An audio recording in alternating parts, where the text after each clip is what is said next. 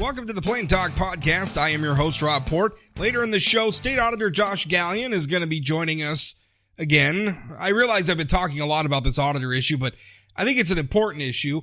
This week, some legislative leaders, the Senate Majority Leader, the House Majority joined via telephone.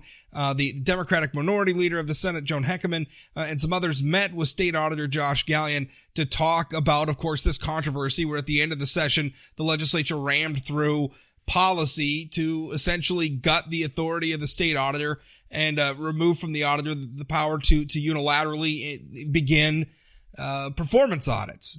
The auditor now has to go hat in hand to the legislature to essentially ask permission for it.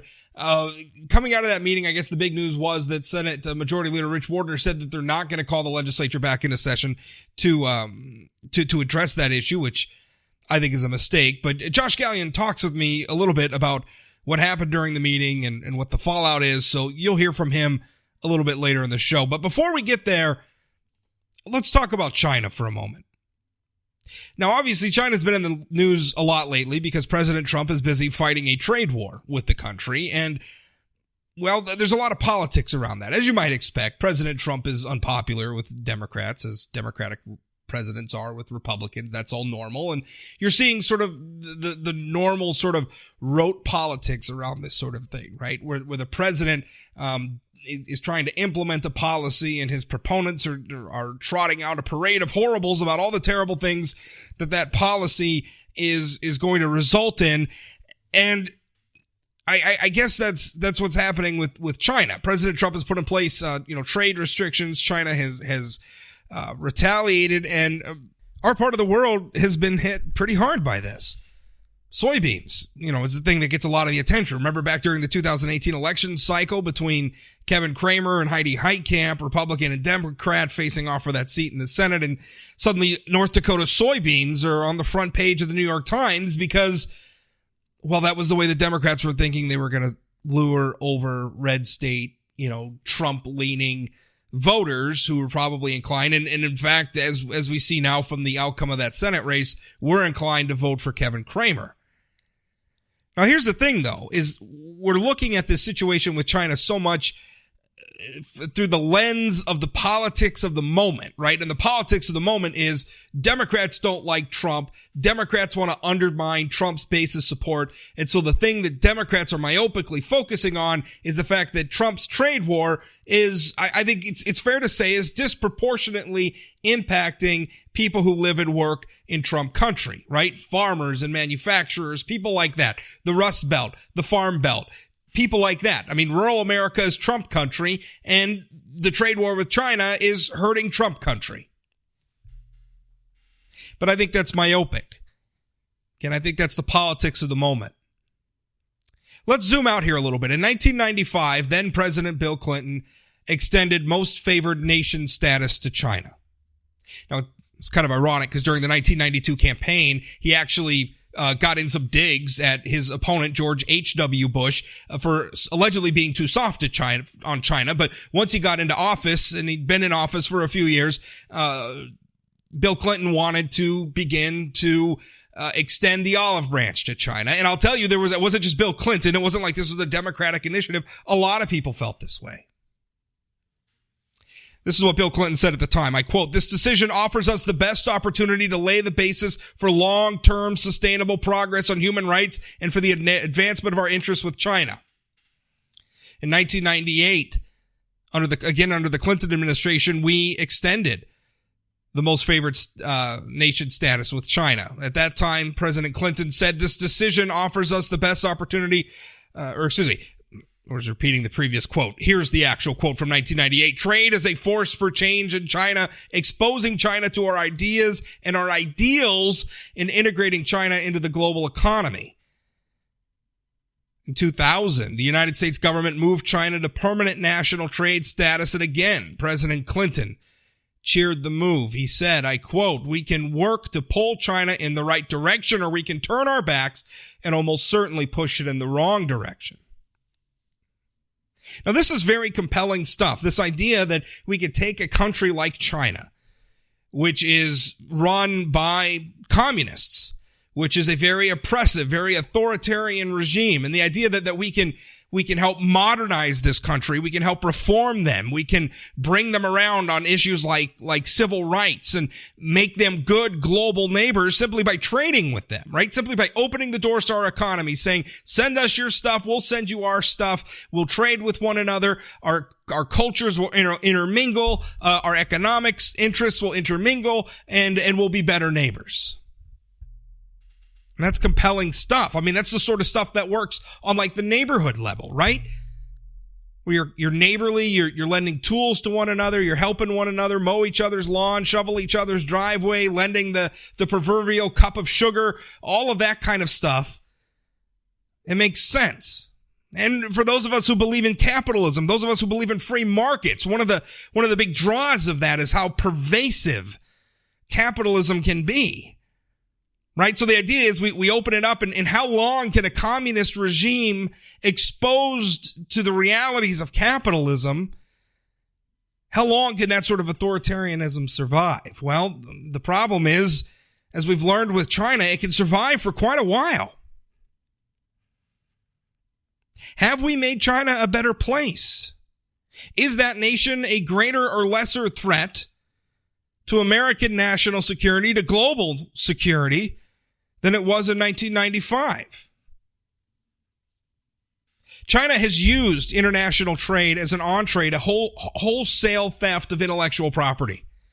It has become so pervasive. Let me quote. This is FBI Director Christopher Wray recently.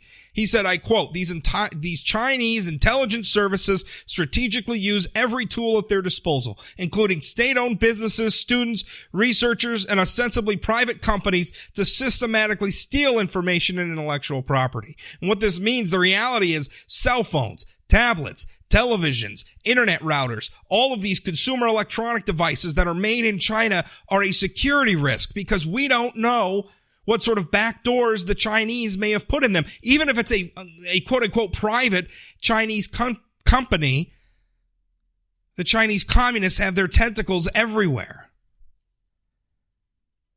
And it's not just the national security threat, right? It's not just China spying on us. It's not just China using access to all this technology to enhance their ability to make war, to enhance their ability to spy on us. It's also that China hasn't really fixed its human rights abuses. That communist regime has perhaps, according to recent reports, perhaps as many as 2 million people living in concentration camps. According to Human Rights Watch, the country has, quote, dramatically stepped up repression and systematic abuses against 13 million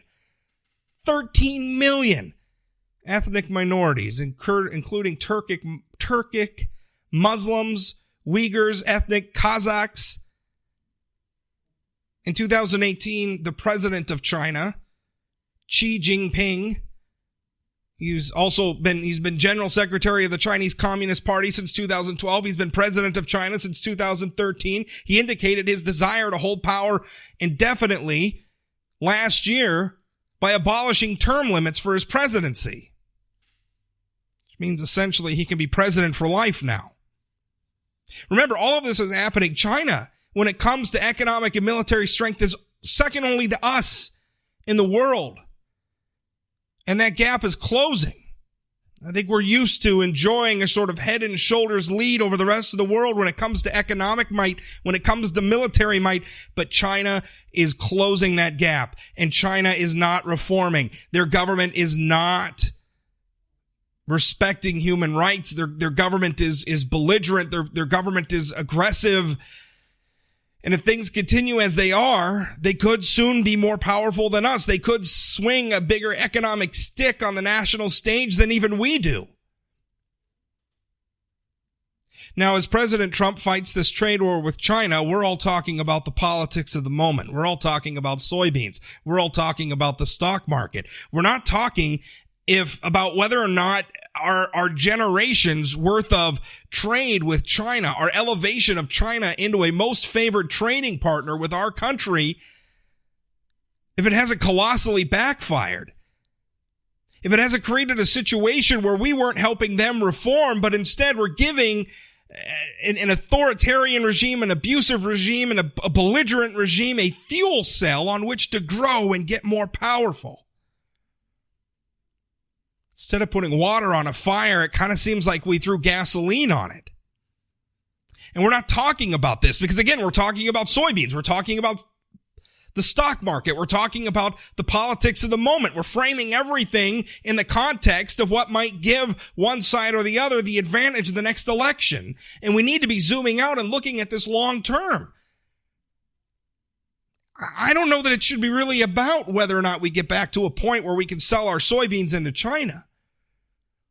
I'm beginning to wonder if we're at a point where we ought to be questioning whether we should be trading with China at all. I don't say that lightly. Making that choice, cutting off China from our economy, or even just diminishing its involvement in our economy would hurt us badly. But it might be time.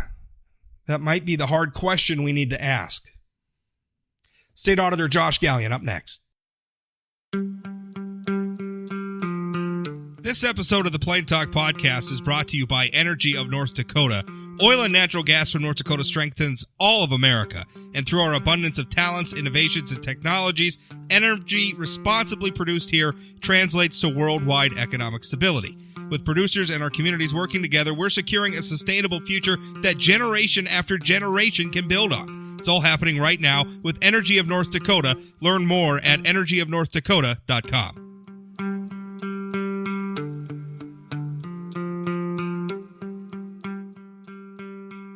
State Auditor Josh Gallion joins me. Now, recently, in fact, this week, he met with some legislative leaders, including Senate Majority Leader Rich Wardner and Minority Leader Joan Heckerman and others regarding what I'm sure listeners of this podcast, readers of SayAnythingBlog.com recognize as sort of a controversy, if you will, over legislation passed at the closing days of the legislative session to require the state auditor to get permission from a legislative committee for performance audits. Now, Josh, first of all, tell me, how did this meeting come to be? I mean, there's been, I don't know if I want to call it a war of words, but I mean, there's obviously been some controversy. Whose idea was this meeting?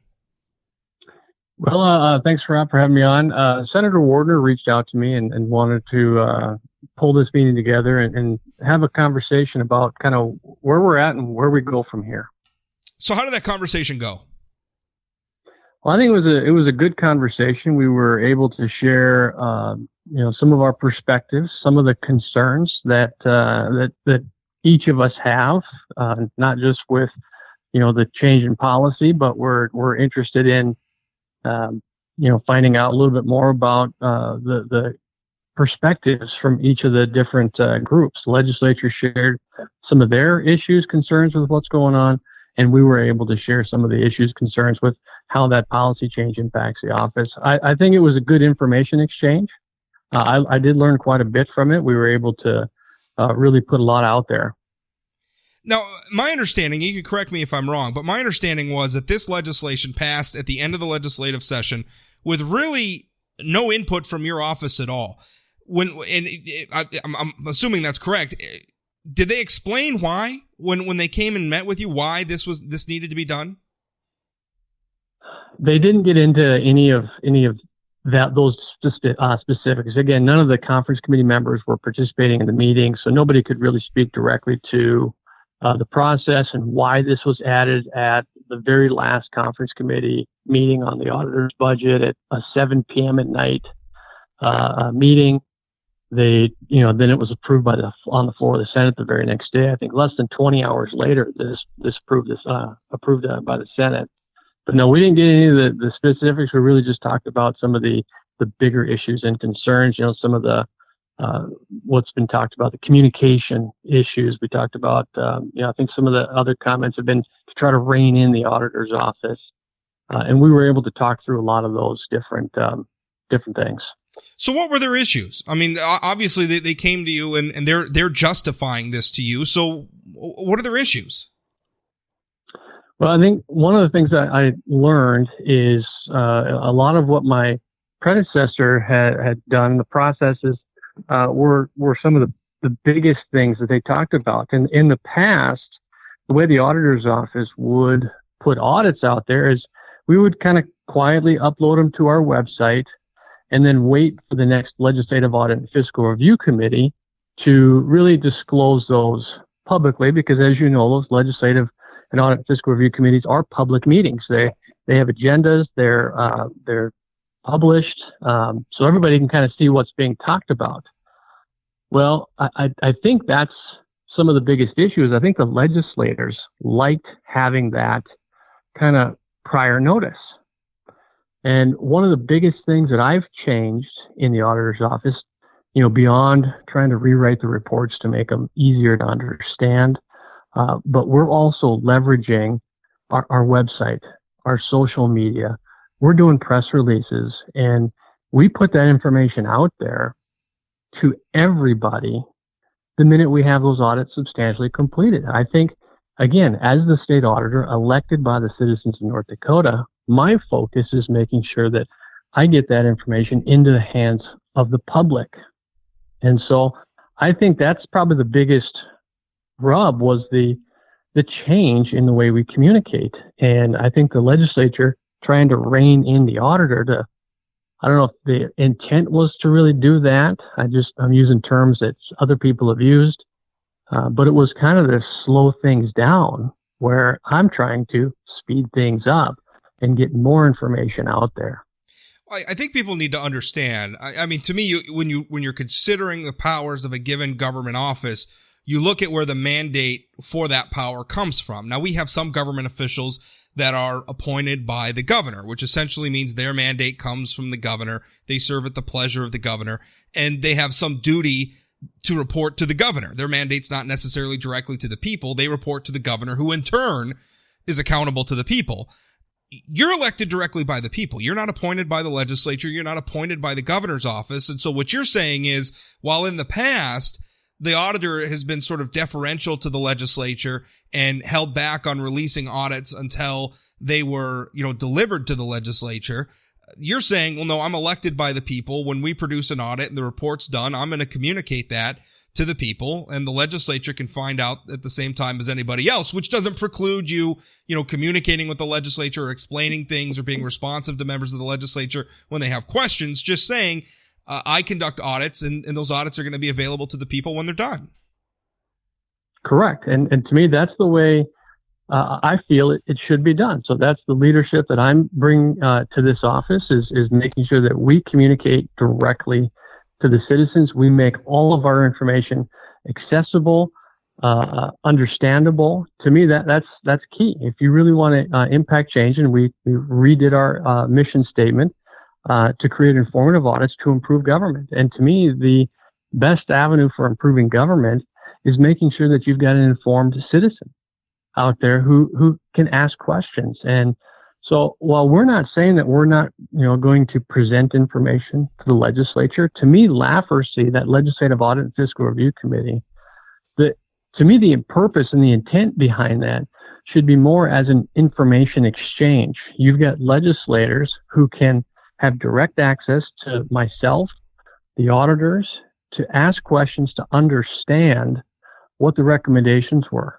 What information? What's the background? Right. Well, because what the legislature has to consider too when a new audit comes out is, are there implications for the public policy that they make? Do they need to change policy? Do they need to write a new law? Do they maybe need to get rid of old laws? Depending on what the audit is, it's them having that discussion with your office, with you on hand, or somebody from your office on hand, so that they can ask questions and inform themselves and then do their jobs. But their job is not necessarily to stand astride your job, because again, your political mandate comes from the people. Correct. And so, I think in this meeting, when we talked about all kinds of, different areas, after taking time to kind of digest that, I really think that's some of the issue here is, the auditor's office, over the last couple of years, we've changed how we operate. We have redirected our communication to a much broader group. The entire state really is our focus. And so I think, I wish we maybe could have had this conversation 3 months ago, or somebody could have brought this to me and maybe asked, and we could have talked through it and worked through it. But that's in the past. That's, where we're at today is They want to approve these audits to, I don't know if it's to slow down the audit process, which I have no interest in doing. I am pushing and challenging the staff each and every day to do better jobs, and these folks are doing it. I couldn't be more proud of the staff in the auditor's office. They are doing great work each and every day for the citizens of North Dakota. Are you interested in going back to the old way where you hold off releasing the audit publicly, or at least promoting it publicly until it goes before the Lafferty Committee? Do you want to go back to doing that? No, I don't. In fact, if you go to look at auditing standards, and if you want to read Section 5410, I think auditing standards, it must be referenced nearly a dozen times. But auditing standards require that the auditors inform not just the legislature, but the governing bodies, the management, and the public is clearly listed in auditing standards throughout as who we communicate these audits to. And so really what I'm trying to do is just adhere to the auditing standards that have been developed by the Government Accountability Office. It's in our yellow book. It's the standards that we follow. I am just trying to adhere to the highest possible standards that we can. So no, I don't want to go backwards. I think we're doing the right thing. Well, this idea that they're not finding out about audits until they're in the media, I'm pretty sure they could sign up to the same email list that I'm on, that I find out about audits from, and I'm sure my colleagues and the rest of the media find out. When you guys are done with a report, you send out an email, you put it out on social media. Lawmakers can subscribe to those things too and find out in real time as soon as the report's done, get the copy the same time the press does before we even write articles about it. Last question. Senator Wardner said not interested in calling the legislature back into session to fix this. What are your thoughts on that? Well, I wish we could have probably done something. We will work through it the best we can. Again, the auditor's office, we adhere to the highest standards possible. We follow the law as it's written. Of course, we're waiting on our Attorney General opinion back to fully understand what that means. Any idea what the timeline is on that? I have not heard anything from Attorney General Stenjum on a response. I believe that they are. I believe they're working through it, and I think they're trying to get it. I think they're trying to get it done rather quickly because of the attention this is received. But I just on the previous comment, I do want to say that we notify Legislative Council when audits are completed. So we notify the staff down there. They can disseminate information to the legislators when audits are done. Yeah. We do notify the legislature just like we notify everybody else. Well, it's some of the comments they've made, it's like you're acting in concert with those of us in the press to like release these stuff and blindside people, which I don't know if you're doing that. You're sure as heck not doing it with me because I'm just getting the press release the same time everybody else does. No, we don't treat anybody like in a special class. Nobody gets information before anybody else. If you want the information when we upload it to the website, yes, sign up for our news releases or our email feeds, and that information will come to you. And that can go to anybody. It's on our website, nd.gov/auditor. Come check it out. We have more information on our website than the auditor's office has ever done before. In fact, if you want to see what audits we're working on right now and what phase the audit is in, it's on that website. You can see the schedule. You can see what audits we have planned for next quarter. We have more local government audits available. So again, this communication concern, I mean, we have never communicated at this level before. Well, I think that's certainly the case. Anybody who really wants to follow what the auditor's office is doing, which I do all the time. I write about your audits when they come out. I track what you guys are doing. It's not that hard. Legislature could certainly do it as well. And they even have the courtesy of more communication from your office through legislative counsel or what have you. And I'm sure your office is happy to be responsive to lawmakers making, individual inquiries. If they have a particular area of concern, they can certainly contact your office directly. Josh, thanks for your time. Appreciate it. We're going to stay up to date on this, but I appreciate you taking your time to talk about the meeting. No problem. Thanks, Rob.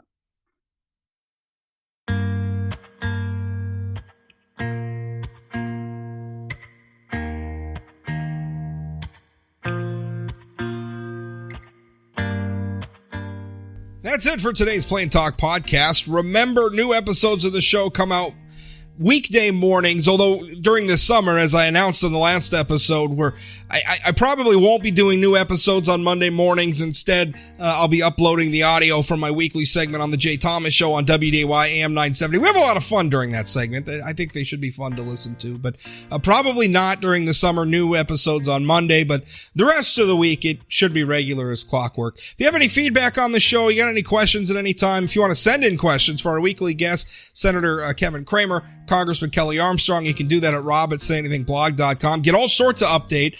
If you follow my social media feeds, I'm at Rob Port on Twitter. You can find me on Facebook, Rob Port. Say Anything Blog has accounts on Facebook and Twitter as well. Follow that. And thanks for listening. I appreciate it. We'll talk again.